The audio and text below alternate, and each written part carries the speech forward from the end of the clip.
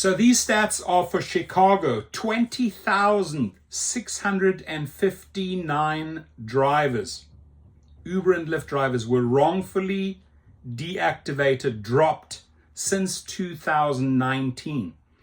Only 3.7% were reactivated. Why is this figure so low? Here's your answer. Because these individuals went through the review team. These companies have a little review panel. They may keep you hanging for a week, for a month, several months. Eventually they will get to you.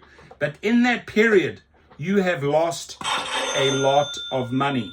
And then only to be 3.7 people, drivers of 100 that actually get back in, because the review team looked at your, at your appeal and decided, okay, almost 4 people out of every 100 we'll let back on. Their case is valid. The approach here is the wrong one. This should be 70 to 75%. And let me show you, let me explain how you get to that high figure. You are dealing with the wrong department. You are dealing with their review team, couple of paid people.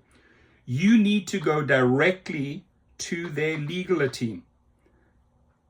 An attorney has to read your appeal. And we do that successfully at activationhero.com. Whether you are a Spark driver, whether you are an Uber driver, whether you are a Lyft driver, your appeal has to be packaged and sent to the legal team, the legal attorneys of those companies. And this can only be done by another attorney. Now, if you go the route with an attorney, you're spending $2,500 to $5,000 maximum. Let a paralegal work with you. Keep the costs down under $70. It's only $69. And then that appeal is then sent to their legal department. Most of those are in San Francisco. And then they're given a certain time period. Now, the difference here is you are now upping it from 3.7% to about a 70 to 75% chance of getting reactivated, because the appeal is packaged in the following way. Read my statement, dear company. I have something to say. The rider threw me under the bus. This is wrong. You got the facts wrong. I have evidence. I have dash cam, etc. And if you do not act, I will also file a claim, namely a small claims for all my lost earnings. And it's a good thing to do that, and it's not very expensive.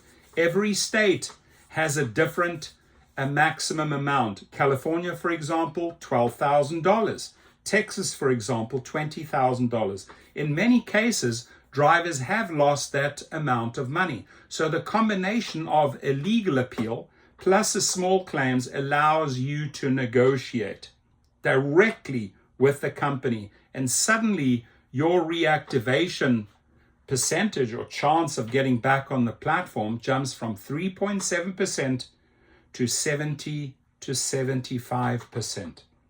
And when you start threatening a company with money, I'm going to cost you money, you're going to be spending a lot of money on me, right? Because you have to get an attorney involved now.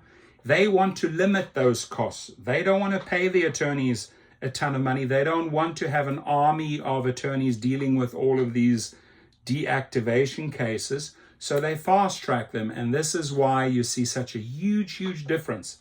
Almost 70% more than going the regular conventional way through a review team. The review teams are fast asleep, don't understand the cases, and they are earning per hour. They are not motivated to get you back. A legal team is motivated to get you back on the road because they don't want to pay all these extra expenses, and they certainly don't want to pay out all those lost earnings. So this is Chicago. Can you imagine with 600-700 cities, how many drivers are potentially deactivated since 2019? Let's take about 700 cities times 20,000 drivers. Those numbers are astronomical. The wrongfully deactivated numbers are astronomical if you start calculating them and projecting those figures onto all cities. This is Chicago alone. Have a good day, and I welcome your feedback and your comments. God bless you.